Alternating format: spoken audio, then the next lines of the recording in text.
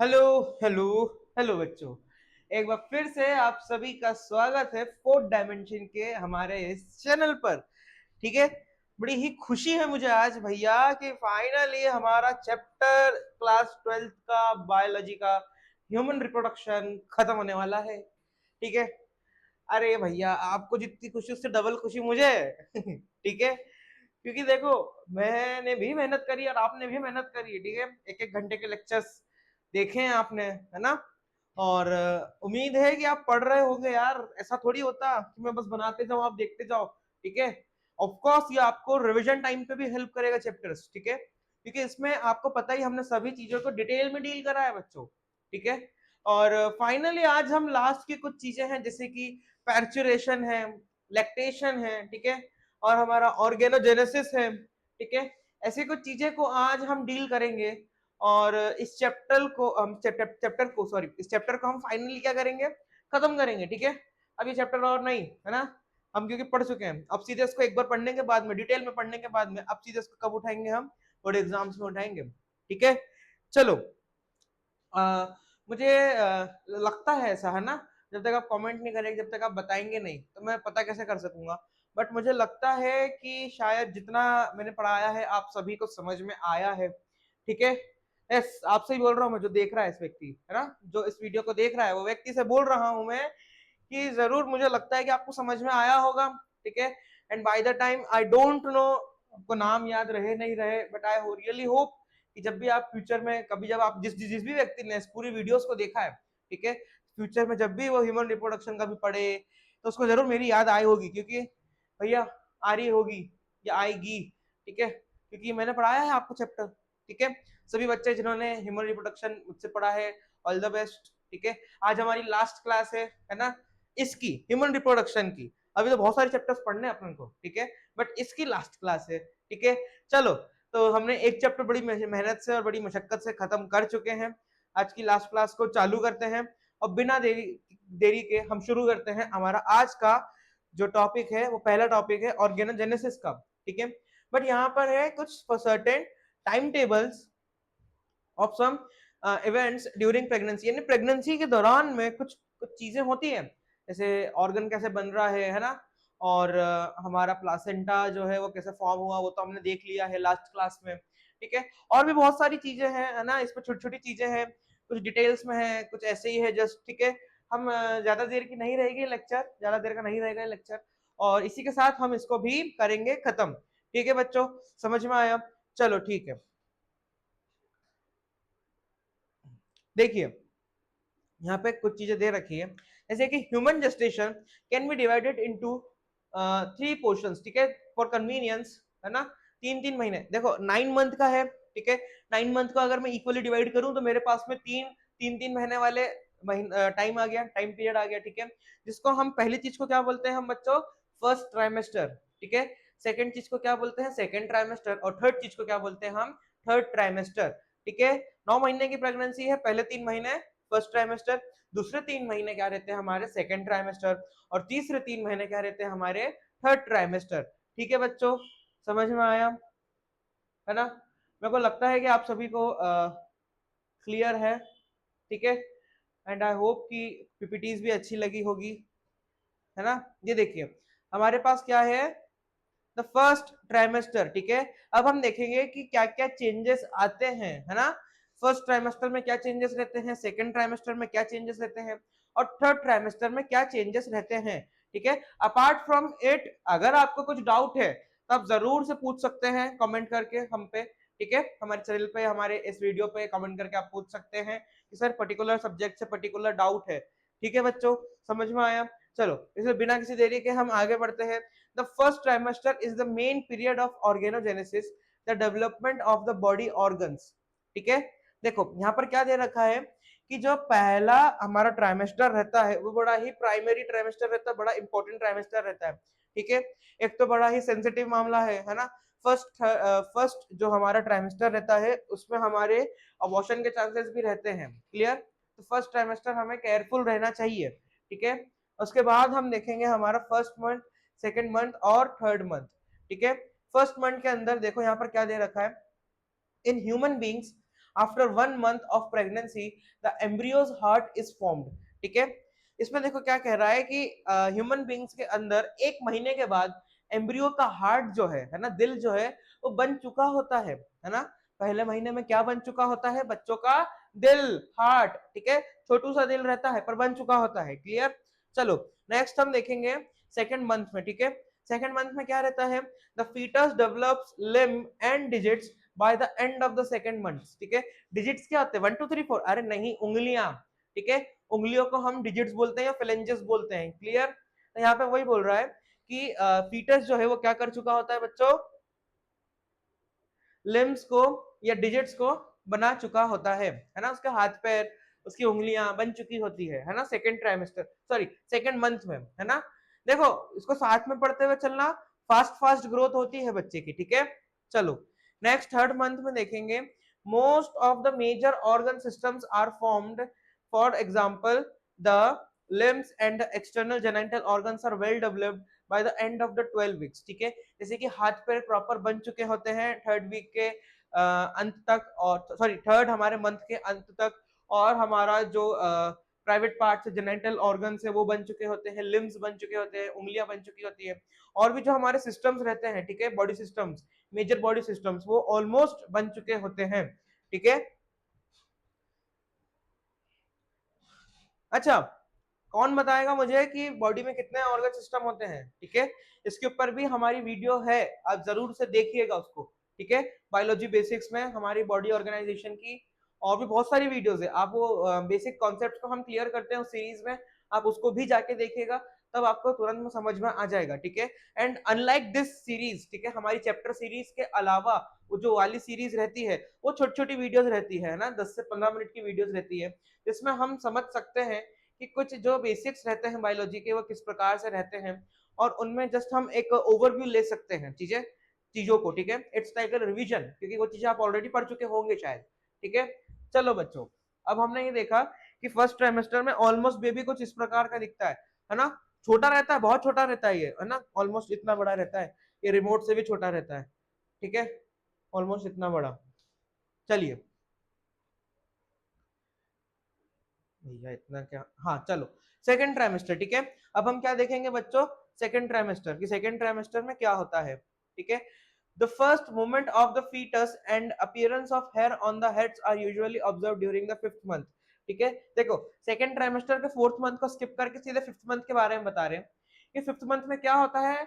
हमारे जो बेबी के सर पे हेयर्स रहते हैं, है ना, आंखों के रहते हैं, देखो उसमें आएगा आईलिड्स, आईलैशेस वगैरह। ठीक है, 6 मंथ तक क्या रहता है? 6 मंथ के मतलब खत्म होने तक हमारा लगभग लगभग सारी चीजें जो हेयर्स वाला पार्ट है, ठीक है, फाइन हेयर, आईलिड्स सेपरेट, है ना, आई लैशेस बन चुके होते हैं, आईलिड सेपरेट हो चुकी होती है।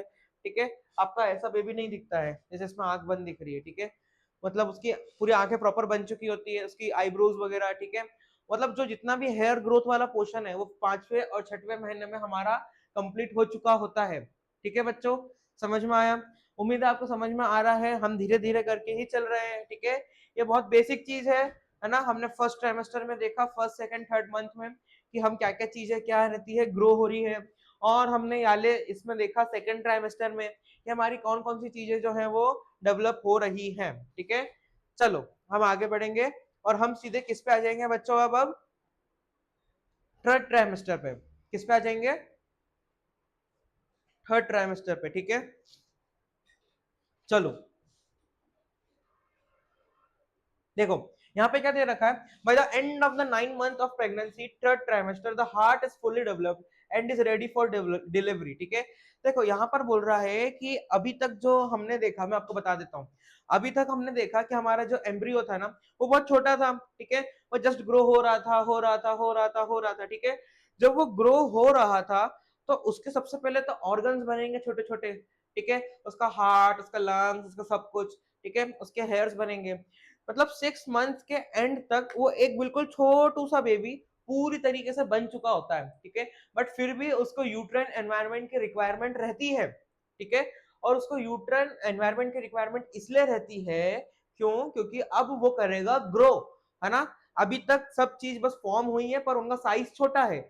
नाइन्थ मतलब थर्ड ट्राइमेस्टर में वो पूरा साइज जो है थोड़ा सा बड़ा होता है, ठीक है, क्योंकि बर्थ के टाइम पे अप्रोक्सीमेटली बच्चा जो रहता है वो 2.5 से 3 किलो का 2.5 टू 3 kg तक का रहता है, ठीक है बच्चों, समझ में आया?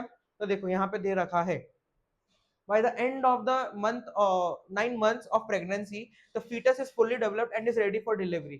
और जब 9 months यानी कि थर्ड ट्राइमेस्टर भी जब पूरा हो चुका होता है, ठीक है, तब हमारा जो बेबी रहता है, ठीक है, वो क्या रहता है, पूरी के तरीके से डेवलप हो चुका होता है and is now ready for delivery, है ना, डिलीवरी के लिए रेडी हो सकता है, ठीक है। चलो इसी बात पे ना आपको मैं एक छोटी सी कहानी बताता हूँ, है ना, आपको बड़े मजे आएंगे सुनने में, ठीक है। चलो बने रहना, है ना, आज लास्ट क्लास है इसलिए आपको कहानी सुना देता हूँ छोटी सी, ठीक है। तो आई कम फ्रॉम मेडिकल लाइन, है ना, मैं मेडिकल लाइन से आता हूँ। और जब मैं कॉलेज में था तो हम इसी चीज की फाइल बना रहे थे, है ना, हमारी फाइल बनती थी इसी चीज की, ये इस पूरे जो प्रेगनेंसी पीरियड रहता है इसके ऊपर हम स्टडी करते हैं ना, इसकी फाइल बन रही थी। और एज यूजुअल कॉलेज किड्स, है ना, मैं कॉलेज में था जब, और हमारे सब हम फ्रेंड्स लोग क्या थे, एक दूसरे का देख देख के लिख रहे थे कि जल्दी जल्दी बस फाइल दे देंगे तो मैडम को चेक नहीं करेगी, ठीक है। और जस्ट मेरे पास एक मैं भी कॉपी कर रहा था ऑफ कोर्स, बट मैं देख के कॉपी करता था कि कैसे एग्जैक्टली सेम नहीं रहे, ठीक है। आइए मेरे पास में, और मैं सारे तो ऐसा करता था, सारे में जितना काम 80% काम मैं सब खुद से ही करता था, बट जो कुछ रहता था 20% वो मैं फिर फटाफट कॉपी कर दिया करता था क्योंकि डेडलाइन पास आ चुकी होती थी, ठीक है। और हमको हॉस्पिटल जाके वहां पे एक्चुअल में पेशेंट का रिकॉर्ड लेके बनाना थोड़ा मुश्किल पड़ता था, ठीक है। जो टीचर्स मेरी देख रही प्लीज अवॉइड दिस, ठीक है, यस। और फिर फर्दर हम क्या करते थे, उसको बस लिख दिया करते थे। अभी क्या हुआ, ऐसा बेबी था एक, है ना, उसका केस था, लिख रहे थे हम, मैंने देखा मेरे फ्रेंड की कॉपी में लिखा हुआ था, ठीक है, वहां पे ऑप्शन रहता है डिलीवरीज के कि डिलीवरी कैसी हुई, ठीक है। तो उसने लिख के रखा था होम डिलीवरी, ठीक है, उसने लिख के रखा था होम डिलीवरी। और हम पढ़ के उसके इतने हंसी लिए, उसके इतने मजे लिए हमने कि होम डिलीवरी नहीं कहते हैं, ठीक है, डिलीवर्ड एट होम कहते हैं, है ना, डिलीवर्ड एट होम कहते हैं। होम डिलीवरी कुछ और होती है, जो पिज्जा या उनकी होती है जोमेटो वगैरह की, ठीक है, उसको वहां पे हम वैसा नहीं लिखते हैं, डिलीवर्ड एट होम लिखते हैं, होम डिलीवरी नहीं लिखते, ठीक है। बच्चा होम डिलीवरी नहीं होता, आपके घर पे आके रख के नहीं जाता है, ठीक है, वो वहीं पे डिलीवर होता है, यूजुअली गाँव के इलाकों में ऐसा होता है, ठीक है। चलो बच्चों तो वापस हम पॉइंट पे आ जाते हैं, ठीक है। By the end of the 9 month of pregnancy, है ना, third trimester the foetus is fully developed and is, yes, I was saying कि हमारा जो फीटस रहता है वो फुली डेवलप हो चुका होता है and is ready for delivery, ठीक है। 9 मंथ्स के एंड पे डिलीवरी हो चुकी होती है उसकी, है ना। होम डिलीवरी नहीं होती है, जैसे मैंने आपको बताया किस्सा, ठीक है, होम डिलीवरी नहीं होती, डिलीवर्ड एट होम लिखते हैं उसको, ठीक है। चलो, होम डिलीवरी, है ना, ऐसा नहीं होता है बच्चों, होम डिलीवरी नहीं लिखते हैं, ठीक है। बताओ इसका आंसर। शुरू के पहले मंथ में प्रेगनेंसी के एम्ब्रियो क्या डेवलप कर चुका होता है, मैंने आपको पढ़ाया है, बताओ। केबीसी में आता ना, ये रहा आपकी स्क्रीन के ऊपर 7 करोड़ का प्रश्न, हाँ बताइए। टिक टॉक, टिक टॉक, ठीक है, आपको समय दिया थोड़ा सा। जिन जिन बच्चों ने, अच्छा अच्छा ठीक है ठीक है, उसको वाइफ को बना के रखते हैं केबीसी वाली, ठीक है। चलो कंप्यूटर जी, स्क्रीन के ऊपर दिखाइए सही उत्तर क्या है। जिन जिन बच्चों ने पहला आंसर चूज किया है वो जीत चुके हैं 7 करोड़, ठीक है, 7 करोड़। चलो इसी के साथ हम आगे बढ़ेंगे, है ना, और हमारे नेक्स्ट उस पे जाएंगे जो कि टॉपिक है हमारा पेर्चुरेशन का, ठीक है। हमने अभी तक देखा हमारा ऑर्गेनोजेनेसिस कैसे होता है, ठीक है बच्चों। उसके बाद अब हम देखेंगे क्या, पेर्चुरेशन, है ना, क्या देखेंगे हम, पेर्चुरेशन को देखेंगे, ठीक है। पेर्चुरेशन क्या होता है, अरे पेर्चुरेशन एक ऐसी प्रोसेस रहती है बेटा जिसमें हमारा जो फीटस है ना, वो बर्थ होकर बाहर आ जाता है, ठीक है, क्या होकर बाहर आ जाता है, बर्थ होकर बाहर आ जाता है, ठीक है बच्चों, समझ में आया। चलो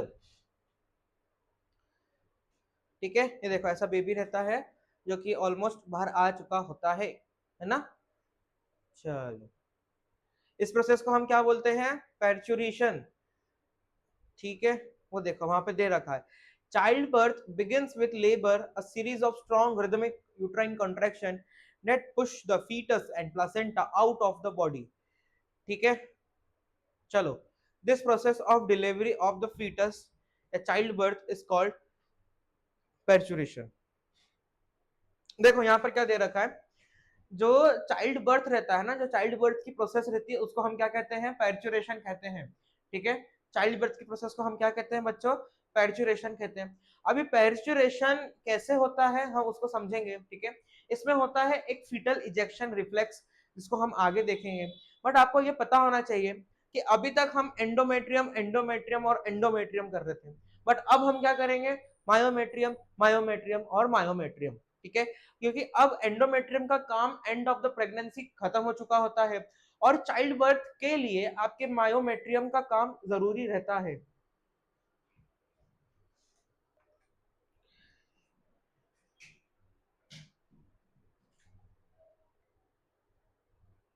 यस बच्चों, सॉरी फॉर द इनकन्वीनियंस, थोड़ा सा कुछ मैकेनिकल इशू आ गया था, ठीक है।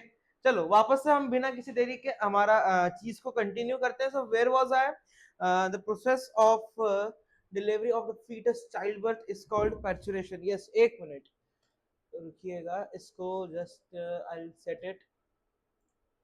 चलो भाई, क्लियर। अगेन वापस हम हमारा कंटिन्यू करते हैं। तो child birth begins with the labour, है ना। हाँ यस, आई वाज टेलिंग कि जो हमारा मायोमेट्रियम मायोमेट्रियम और मायोमेट्रियम रहता है, ठीक है, हम उसके अंदर हमारी चीजों को देखते हैं, उन चीजों को हम ऑब्जर्व करते हैं, ठीक है। अच्छा, यहाँ पर देखो बोल रहा है कि स्ट्रॉन्ग रिदमिक मूवमेंट्स रहता है, ठीक है। ऑक्सीटोसिन आपका रिदमिक मूवमेंट्स को कॉज करता है, जो कि अल्टीमेटली आपकी जो स्मूथ मसल्स रहती है मायोमेट्रियम की, उस पर जाके एक्शन करता है, और मायोमेट्रियम करती है कॉन्ट्रैक्शन कॉन्ट्रैक्शन कॉन्ट्रैक्शन, ठीक है। धीरे धीरे उन कॉन्ट्रैक्शन का जो इम्पल्सेस रहते हैं वो बढ़ते जाते हैं, है ना बच्चों। क्या रहता है, उन इम्पल्सेस बढ़ते जाते हैं, और फाइनली एक ऐसा पॉइंट आता है जब बेबी का हेड जो है वो धीरे धीरे बाहर आने लगता है, और बाहर आते आते आते आते बेबी फाइनली क्या हो जाता है, पूरी तरीके से डिलीवर आउट हो जाता है, ठीक है। अगर किसी बच्चे का पहले पैर या एडी या कुछ भी दूसरी चीज आती है अदर देन हेड, ठीक है, तो उसको हम बोलते हैं ब्रीच डिलीवरी, ठीक है। और yes, I was telling you about the home delivery, है ना। तो होम डिलीवरी अलग होता है, डिलीवर्ड एट होम लिखते हैं उसको, ठीक है बच्चों। यस, ओ सॉरी, स्क्रिप्ट ही भूल गया मैं, I was changing with the keys, keyboard keys, ठीक है। Instead I have remote and stylus, I forgot that, ठीक है। चलो, perturbation is induced by a complex neuroendocrine mechanism, ठीक है। हाँ, मैं आपको जो बता रहा था फीटल इजेक्शन रिफ्लेक्स के बारे में, ठीक है। रिफ्लेक्स यानी कि जो ऑटोमेटिक होता है, ठीक है, इसे हम क्या कहते हैं, न्यूरो एंड्रोक्राइन मैकेनिज्म, ठीक है। इसमें न्यूरल भी एक्टिविटीज इंक्लूड रहती है, एंडोक्राइनिक एक्टिविटीज भी इंक्लूड रहती है, और जस्ट ये क्या है, सिंपल सा मैकेनिज्म है, ठीक है। तो चलिए हम इसे समझते हैं, है ना। फीटल इजेक्शन रिफ्लेक्स, ठीक है, नाम तो समझ में आ रहा है, फीटल यानी कि फीटस से रिलेटेड, इजेक्शन यानी कि हमारा उसको इजेक्ट करना, और मैकेनिज्म या रिफ्लेक्स, ठीक है। चलो, जो प्रोसेस रहती है इंड्यूस्ड होती है वो, ठीक है। देखो यहाँ पर क्या दे रखा है, the signal for parturition originates from the fully developed fetus and the placenta, which induces mild uterine contraction called fetal ejection reflex, ठीक है। अब देखना, फीटस और प्लासेंटा जब पूरी तरीके से मैच्योर हो चुके होते हैं, ठीक है, जैसे ही फीटल और जो हमारा प्लासेंटा रहता है वो पूरी तरीके से मैच्योर हो चुके होते हैं, तो ये दोनों क्या करते हैं, मिलकर एक रिफ्लेक्स सेंड करते हैं ऑटोमेटिक, ठीक है।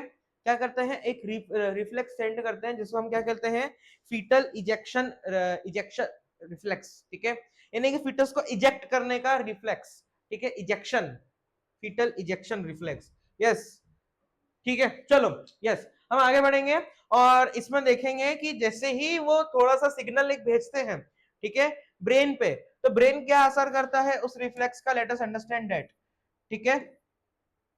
ये तो जब ऐसा उसको एलएससीएस होता है तब जब बेबी को काट के निकालने वाली फोटो है, ठीक है। देखो अब देखना, जैसी फीटल इजेक्शन रिफ्लेक्स होता है, ठीक है, तो ब्रेन में सिग्नल जाता है कि भैया baby is ready to be delivered, ठीक है। याद रखना, इसको कहते हैं positive mechanism, positive feedback mechanism, ठीक है।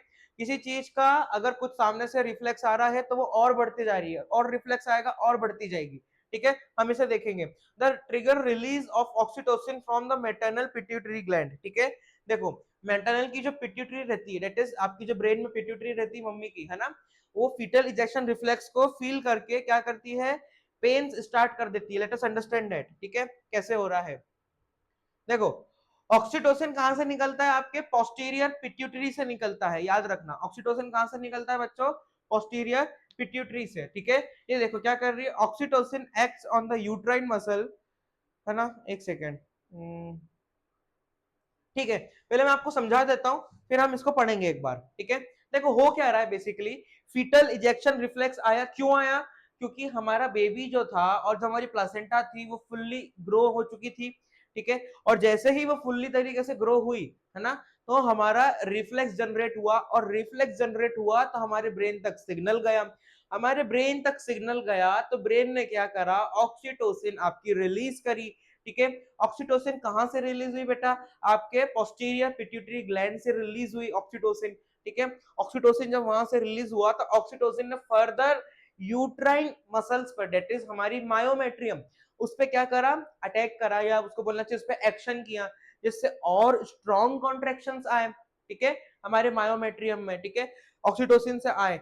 अभी ऑक्सीटोसिन से जैसे स्ट्रॉन्ग कंट्रेक्शन आए, फिर से एक सिग्नल गया ब्रेन के पास में कि ये मूवमेंट कर रहा है यूट्राइन मसल्स, ठीक है, यूट्रस। फिर वापस से ब्रेन ने क्या करा, पिट्यूटरी ग्लैंड को बोला कि पोस्टीरियर पिट्यूटरी ग्लैंड को कि भैया आप रिलीज करो ऑक्सीटोसिन, और ज्यादा ऑक्सीटोसिन रिलीज हुआ, ठीक है, और ज्यादा ऑक्सीटोसिन रिलीज हुआ। अब की बार ज्यादा क्या होगा, यूट्राइन कॉन्ट्रेक्शन होगा, ठीक है। तो ऑक्सीटोसिन पहले शुरू कहां से होता है, फीटल इजेक्शन रिफ्लेक्स से, ठीक है, फुल्ली मैच्योर बेबी से थोड़ा सा आया तो ऑक्सीटोसिन थोड़ा ज्यादा आया, ठीक है। फिर ऑक्सीटोसिन आया तो हमारा यूट्राइन मसल जो है वो वापस से क्या हुई, थोड़ी सी और कॉन्ट्रैक्ट हुई, ठीक है, इतनी पावर से कॉन्ट्रैक्ट हुई। फिर फर्दर हमारा जैसे ही कॉन्ट्रैक्ट हुई तो ब्रेन ने क्या करा, और हमारा सिग्नल सेंड करा ऑक्सीटोसिन के फॉर्म में, ठीक है। ऑक्सीटोसिन और आया तो यूट्राइन मसल जो मायोमेट्रियम है उसने और कॉन्ट्रेक्शन करे, और कॉन्ट्रेक्शन करे तो ब्रेन के पास फिर स्ट्रॉन्गर सिग्नल गया, स्ट्रॉन्गर सिग्नल के कारण ज्यादा अमाउंट में ऑक्सीटोसिन रिलीज हुआ, और फिर ज्यादा धीरे धीरे धीरे धीरे करके ऑक्सीटोसिन की मात्रा बॉडी में बढ़ती जाती है, और हमारा मायोमेट्रियम में रिदमिक कॉन्ट्रेक्शन जो आते हैं, उसका जो इंपल्सेस रहते हैं वो भी इंक्रीज होते जाते हैं, ठीक है। और फाइनली एक पॉइंट पे एक ऐसा इंपल्स आता है जिसमें हमारा बेबी फाइनली क्या हो जाता है, आउट हो जाता है। क्यों, क्योंकि मायोमेट्रियम पूरी ताकत से कॉन्ट्रैक्ट कर रही होती है उस समय पे, ठीक है बच्चों, समझ में आया। अब एक बार आप इसको पढ़ो, oxytocin acts on the uterine muscle, ये हमने देखा, and causes stronger uterine contraction, ठीक है, स्ट्रॉन्गर एंड स्ट्रॉन्गर हमारा यूट्राइन कॉन्ट्रेक्शन होगा, which in turn stimulate further secretion of oxytocin, ठीक है। जितना ज्यादा स्ट्रॉन्गर कंट्रेक्शन होगा उतना ज्यादा ऑक्सीटोसिन रिलीज होगा ब्रेन तक सिग्नल जाकर। The stimulatory reflex between the uterine contraction and oxytocin secretion continues resulting in increasingly stronger contraction, ठीक है। ये क्या करते हैं, कंटिन्यूसली एक स्ट्रॉन्गर कॉन्ट्रेक्शन को रिजल्ट करते हैं, ठीक है बच्चों, समझ में आया, एक क्या करते हैं, स्ट्रॉन्गर कॉन्ट्रेक्शन को रिजल्ट करते हैं, ठीक है। चलो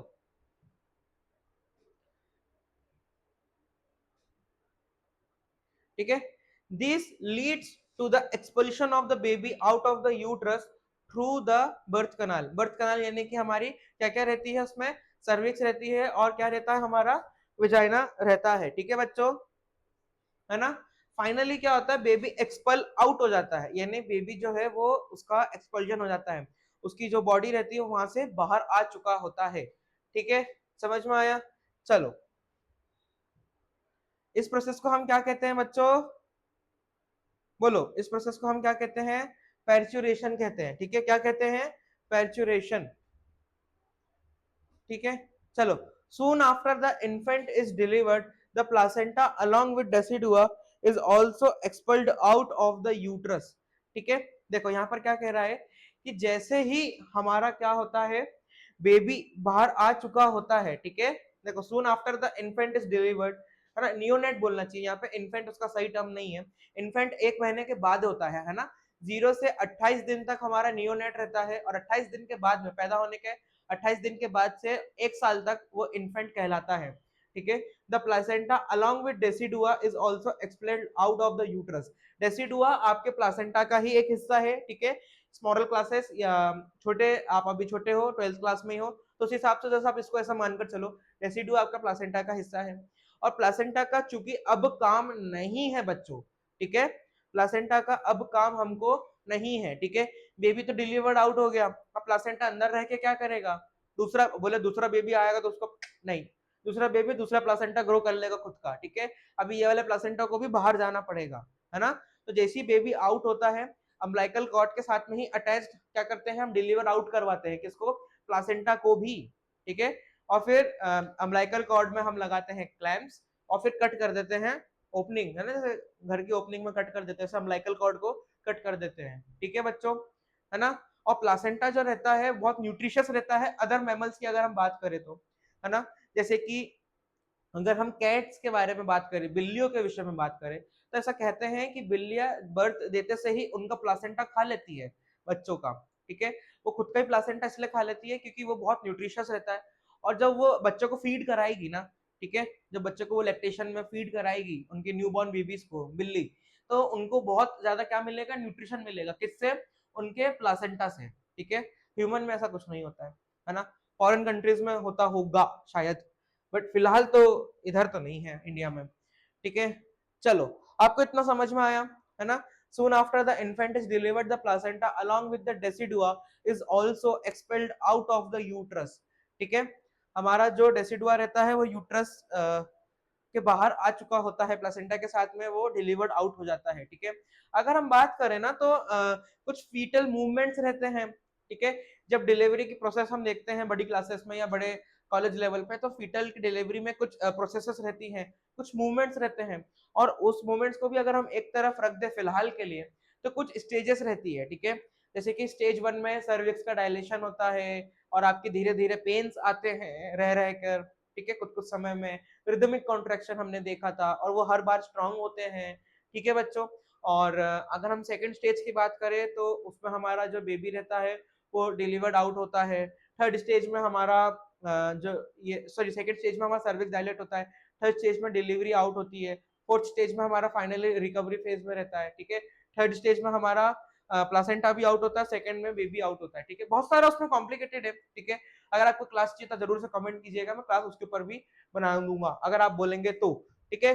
चलो, वैसे भी वो हाई क्लासेस का आपको जरूरत नहीं पड़ेगी, आपका इसमें ही बहुत सारा कोर्स बढ़ गया है वैसे भी, ठीक है। देखो, फुल्ली डेवलप्ड फीटस और प्लासेंटा क्या करते हैं बच्चों, ध्यान से रखना है ना, सुनना इस चीज को। फीटल इजेक्शन रिफ्लेक्स करते हैं, ठीक है। फीटल इजेक्शन रिफ्लेक्स होता है तो पोस्टीरियर पिट्यूटरी तक आपके जाता है सिग्नल, ठीक है। पोस्टीरियर पिट्यूटरी तक सिग्नल जाता है, उसके बाद में ऑक्सीटोसिन पोस्टीरियर पिट्यूटरी से निकलता है ना। अच्छा, कुछ कुछ मैंने बच्चों को देखा है, वो ना पिट्यूटरी ग्लैंड को पिट्यूटरी ग्लैंड बोलते हैं, ठीक है। तो देखो बच्चों, वो तो आपके ऊपर है, ब्रिटिश और इंग्लिश अमेरिकन का फर्क है, क्लियर। बस आप उसको जो भी बोलो आप स्पेलिंग सही लिखना, ठीक है। और बोलना तो बाद में भी सीख जाओगे, पर स्पेलिंग आप सही लिखना हर बार, ठीक है। स्पेशली जो भी बच्चे इंग्लिश मीडियम स्कूल्स के हैं, है ना, वो इस बात को ध्यान रखना, अगर आपने बायोलॉजी में स्पेलिंग गलत लिख दी तो आपके नंबर कट जाते हैं, ठीक है। बायोलॉजी में स्पेलिंग सही लिखना पड़ती है। और जैसे मैंने आपको पहली ही क्लास में बताया था, इस चैप्टर की पहली क्लास में, कि जिसका यूजुअली बायोलॉजी अच्छा रहता है उसका इंग्लिश भी अच्छा रहता है, और जिसका यूजुअली इंग्लिश अच्छा रहता है उसका बायोलॉजी भी अच्छा रहेगा। क्यों? क्योंकि इंग्लिश के फंडामेंटल्स बायोलॉजी में लैंग्वेज में राइट करने में, उसको लिखने में हेल्प करते हैं। और बायोलॉजी आपको पता ही है थियोरेटिकल सब्जेक्ट है, ठीक है, इसमें कुछ एप्लीकेबल नहीं है ऐसा एज सच, ठीक है। चलो, इसके बाद हम देखेंगे ऑक्सीटोसिन क्या करता है बच्चों, स्ट्रॉन्गर यूट्राइन कॉन्ट्रेक्शंस को पैदा करता है, ठीक है। स्ट्रॉन्गर यूट्राइन कंट्रेक्शन होता है तो उसके बाद में क्या होता है, finally expulsion of the baby हो जाता है, किसके थ्रू, बर्थ कनाल के थ्रू। बर्थ कनाल में क्या रहता है, सर्विक्स और वेजाइना, ठीक है। वेजाइना में हमने रगे पढ़ा था, RUGAE, ठीक है, जो कि क्या होता है, एक्सपांड होता है और बेबी को आउट होने में हेल्प करता है, ठीक है। The process of child birth is called, चलिए बताइए क्या होता है, जिन बच्चे ने स्किप किया होगा उसको समझ में नहीं आया होगा, है ना। हालांकि इजी है, पार्चुरेशन, ठीक है। चलो, यस, अब हम देखेंगे नेक्स्ट क्या, हमारा लैक्टेशन। क्या देखेंगे बच्चों, अब हम हमारा लैक्टेशन देखेंगे, क्लियर। लैक्टेशन क्या रहता है, सुनना, जैसे ही बेबी आउट हो गया तो जिम्मेदारी खत्म नहीं हो जाती है ना, हमें क्या करना पड़ता है, बेबी को फीड कराना पड़ता है फीमेल्स को, ठीक है, हमें लेक्टेशन करना पड़ता है, ठीक है। तो लेक्टेशन से रिलेटेड कुछ जो हमारी बातें रहेंगी, ठीक है, या जो कुछ हमारी चीजें रहेंगी हम उसको सीखेंगे, क्लियर बच्चों। और हम देखेंगे कि हमारा लेक्टेशन क्या करता है और कैसे होता है, ठीक है। चलिए, ठीक है, one expect of postnatal care, ठीक है, पोस्ट नेटल केयर वो रहती है यानी कि बर्थ के बाद की जो केयर रहती है ना, बर्थ के पहले तो हम फीमेल की केयर करते हैं, पर बर्थ के बाद हमको फीमेल और बेबी दोनों की केयर करनी पड़ती है, ठीक है। Unique to mammals is lactation the production of mother's milk, ठीक है। देखो, एक बहुत जो यूनिक प्रोसेस रहती है इसके अंदर, मैमल्स के अंदर, स्तनपाई जानवरों के अंदर, ठीक है, उनमें खास बात यही रहती है, विविपेरस जिसको हम बोलते हैं, उनमें बच्चों खास बात यही रहती है कि वो लोग अपने यंग वंस को पैदा करने के बाद में उन्हें मिल्क पिलाते हैं, ठीक है, उनको फीड कराते हैं, उनके कौन से मेमोरी ग्लैंड्स के थ्रू, ठीक है। तो ये क्या रहता है, उनका एक बड़ा ही यूनिक फंक्शन रहता है। और एज यूजुअल तुमको पता ही है, आपको पता ही है, ठीक है, कि हमारा जो ह्यूमन फीमेल रहता है वो क्या रहता है, ह्यूमन फीमेल जो रहती है, ठीक है, वो मैमल रहती है, हम भी मैमल्स, मेल्स भी मैमल्स ही, ऐसा नहीं है कि मेल्स मैमल नहीं है, ठीक है, हम सभी जो ह्यूमन प्रजाति पूरी मैमल्स है, तो हम सभी में क्या है, मेमोरी ग्लैंड्स है, ठीक है। चलो, the hypothalamus signals the anterior pituitary to secrete prolactin which stimulates the mammary gland to produce milk, ठीक है। देखो यहाँ पर क्या कह रहा है, हाइपोथैलेमस क्या करता है, एंटीरियर पिट्यूटरी को सिग्नल भेजता है, ठीक है, हाइपोथैलेमस क्या करता है, एंटीरियर पिट्यूटरी को सिग्नल भेजता है। एंटीरियर पिट्यूटरी को हम एक चीज क्या बोलते हैं, एक और एडिनोहाइपोफाइसिस, ठीक है बच्चों, मैं इधर आ जाता हूँ, चलो। अभी क्या करता है, वो प्रोलैक्टिन को सेक्रीट करता है, किसको सेक्रीट करता है वो, प्रोलैक्टिन को, ठीक है। प्रोलैक्टिन को जैसे ही वो सेक्रीट कर रहा है तो प्रोलैक्टिन मेमोरी ग्लैंड्स में जाके असर करती है और क्या करवाती है, मेमोरी ग्लैंड्स को मिल्क प्रोड्यूस करने के लिए कहती है, ठीक है। और जैसे ही हमारा मेमोरी ग्लैंड से मिल्क प्रोड्यूस होता है तो क्या होता है बच्चों, हमारा मिल्क जो है वो प्रोड्यूस होने लगता है और बेसिकली वो अब बेबी को फीड कराने के लिए मदर की जो बॉडी रहती है वो तैयार हो चुकी है, ठीक है।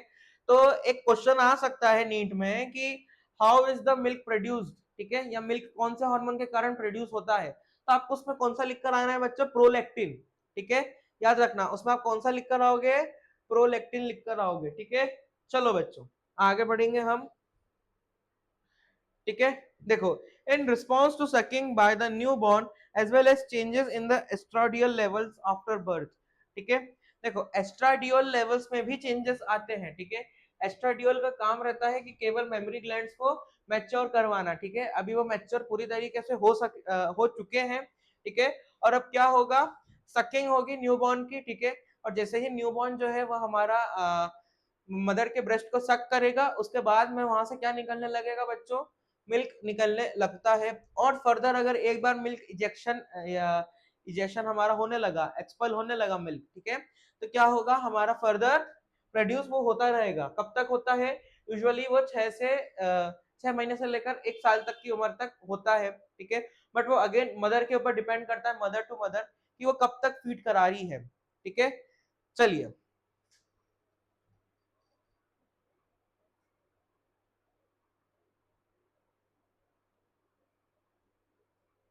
ठीक है। देखो, वो बोल रहा है कि मेमोरी ग्लैंड जो है जब मदर प्रेग्नेंट रहती है तो वो पूरी तरीके से डेवलप होते हैं, ठीक है, मेमोरी ग्लैंड जो रहते हैं। और फिर फर्दर वो डिफरेंशिएशन और उनका जो भी पूरा डेवलपमेंट प्रोसेस रहता है, मैच्योरेशन का प्रोसेस रहता है, उसको वो एंड ऑफ द प्रेगनेंसी क्या कर चुके होते हैं, कंप्लीट कर चुके होते हैं, ठीक है। और जैसे ही वो कंप्लीट कर चुके होते हैं, मदर न्यूबॉर्न को पैदा करने के बाद में उसे क्या कराती है, फीड कराती है, ठीक है। Lactation helps the mother in feeding the newborn, ठीक है। और जो लैक्टेशन की जो प्रोसेस रहती है, ठीक है, वो क्या करती है, मदर को हेल्प करती है ताकि वो क्या कर सके, न्यूबॉर्न को फीड करा सके, ठीक है बच्चों, समझ में आया। चलो हम आगे का देखेंगे, ठीक है। देखो, जो हमारा मदर का फर्स्ट मिल्क है ना, यानी कि उसने बर्थ दिया, मदर ने बेबी को, न्यूबॉर्न बेबी को बर्थ किया, और उसके बाद में जो फर्स्ट मिल्क रहता है मदर की बॉडी का, ठीक है, उसे हम क्या कहते हैं, कोलेस्ट्रम कहते हैं, ठीक है। जो फर्स्ट फ्यू डेज तक जो निकलता है उसको कोलेस्ट्रम कहते हैं। कोलेस्ट्रम आपका वेस्टफुल नहीं रहता है, ठीक है। कोलेस्ट्रम आपका येलो कलर का भी दिख सकता है शायद थोड़ा शुरुआती दिनों में, ठीक है, पर ये वेस्टफुल नहीं रहता है। कोलेस्ट्रम में सेवरल एंटीबॉडीज रहती है। एंटीबॉडीज का काम क्या रहता है? एंटीजन से फाइट करना, ठीक है। हमारे 12th के ही कोर्स में है एंटीजन एंटीबॉडी रिएक्शन, हम उसको भी देखेंगे, क्लियर। तो सेवरल एंटीबॉडीज रहती है, जैसे कि आईजीए एब्सोल्युटली एसेंशियल रहती है, यानी कि बहुत जरूरी रहती है। किस चीज के लिए? ताकि ये प्रोटेक्ट कर सके न्यूबॉर्न बेबीज को। किस चीज से? हमारे इन्फेक्शन से। देखो, न्यूबॉर्न बेबी को उसके अंदर इन्नेट इम्यूनिटीज तो है ही, कुछ कुछ थोड़ी थोड़ी, ठीक है, बट उसको जो आईजीए नामक एंटीबॉडीज मिलती है, ठीक है, उसको वो कहां से मिलती है बच्चों? कोलेस्ट्रम से, और स्पेशली कोलेस्ट्रम से कैसे? उसकी मदर के थ्रू, ठीक है। देखिए, कुछ कुछ मिथ्स और कुछ कुछ ट्रेडिशंस के कारण जो कोलेस्ट्रम रहता है उसे वेस्टफुल मानकर उसे डिस्कार्ड कर दिया जाता है, बट वो कोलेस्ट्रम जो रहता है डिस्कार्डेड नहीं रहता है। कोलेस्ट्रम आपका बहुत हेल्दी रहता है ना।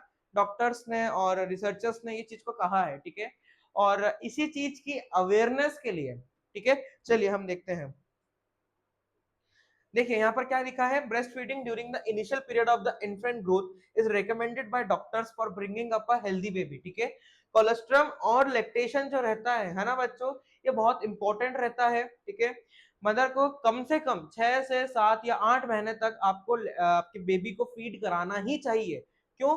क्योंकि मदर्स का मिल्क जो रहता है वो बेबी के लिए बेस्ट रहता है, ठीक है। बड़े से बड़ा डॉक्टर, बड़े से बड़ा रिसर्चर इसी बात को कहता है कि मदर का जो मिल्क है वो उसकी बेबी के लिए सबसे बेस्ट है, और कोई सा मिल्क उसके लिए अच्छा नहीं है, एटलीस्ट शुरू के 6 से 8 महीनों तक, ठीक है। तो मदर को ये रिकमेंड किया जाता है कि आप केवल आपकी बेबी को आपका ही मिल्क पिलाए, ठीक है। इवन पानी भी हम बेबीज को नहीं देते हैं। क्यों?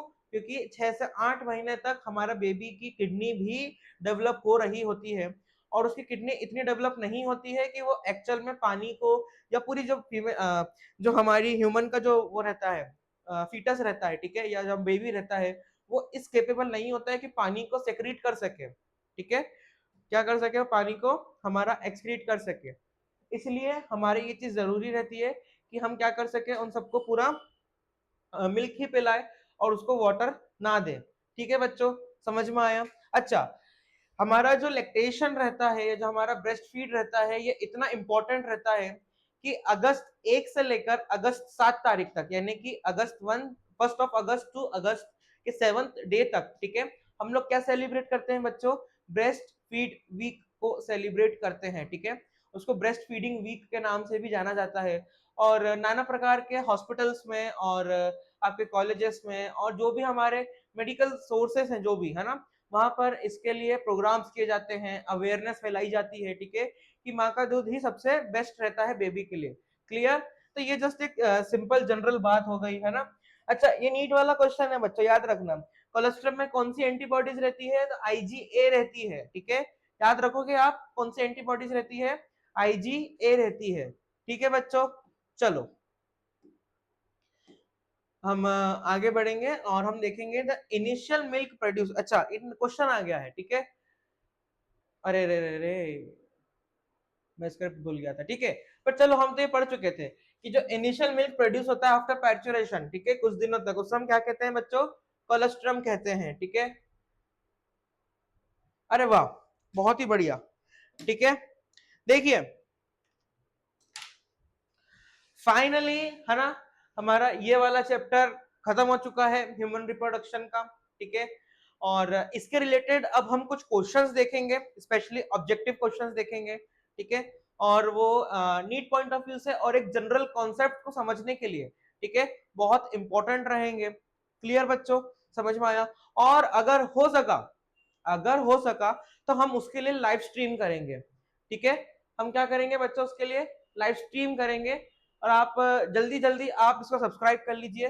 मोस्ट प्रोबेबली सैटरडे को या उसके आगे या पीछे हम कुछ घंटों के लिए या कुछ समय के लिए क्या करेंगे, हम लाइव स्ट्रीम करेंगे, और उसमें हम देखेंगे कुछ हमारे क्वेश्चंस को, उनको सॉल्व करेंगे, कॉन्सेप्ट को समझेंगे, ठीक है। समझ में आया? चलिए, आशा है कि आपको चैप्टर समझ में आया होगा पूरी चुकी, क्योंकि हम हमारा चैप्टर खत्म कर चुके हैं, है ना। आपके फ्रेंड्स को आप शेयर कीजिए, कमेंट कीजिए, लाइक कीजिए, और जो भी कुछ आपका डाउट रहता है आप हमसे पूछिए, ठीक है। और तो ऐसा कुछ भी नहीं है ना, आप पढ़ाई करते रहिए, रिवीजन करते रहना, है ना। अगर हो सके तो हर 2 से 3 महीने में इन पूरी सीरीज की वीडियोस को देखते रहना, क्योंकि ह्यूमन रिप्रोडक्शन यूजुअली हम साल के स्टार्टिंग में पढ़ते हैं और bye the end of the year जो ह्यूमन रिप्रोडक्शन रहता है हम उसे पूरा भूल चुके होते हैं ना।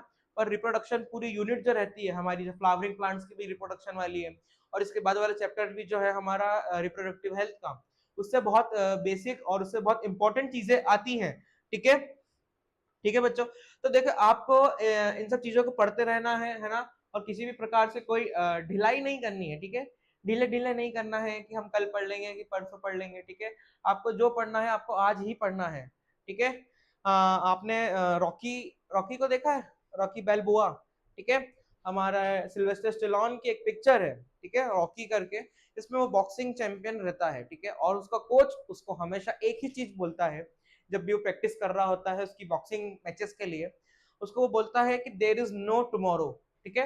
वो बोलता है कि कल का दिन रहे नहीं रहे, है ना, आप कल है ही नहीं समझ लो, तो आपको जो करना है आपको आज ही करना है, सारी प्रैक्टिस और आपकी जितनी मेहनत है आपको आज ही करना है, ठीक है।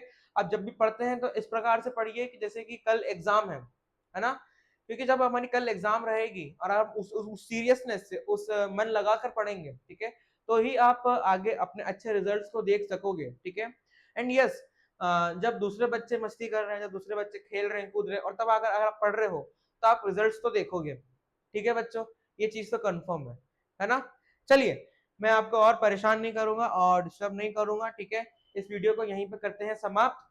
अगली बार अगले चैप्टर में और अगले सेशन में मिलेंगे, ठीक है, हमारे एक नए चैप्टर के साथ में। तब तक के लिए bye bye and tata and see you.